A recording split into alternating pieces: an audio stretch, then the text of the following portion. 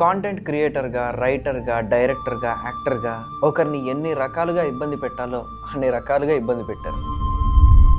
మనం ఇబ్బందులు ఉన్నప్పుడు టీం ఉంటుందా, ఫ్రెండ్స్ ఉంటారా? ఒక్కడిని చేసేసాం అని అనుకున్నారు. ఒకరి తర్వాత ఒకరు వెళ్ళిపోయారు. South India's biggest long form channel Tej India 5.6 million subscribers ఛానల్ని లాగేసుకున్నారు. మాకు రావాల్సిన డబ్బులు అన్నింటినీ ఆపేశారు.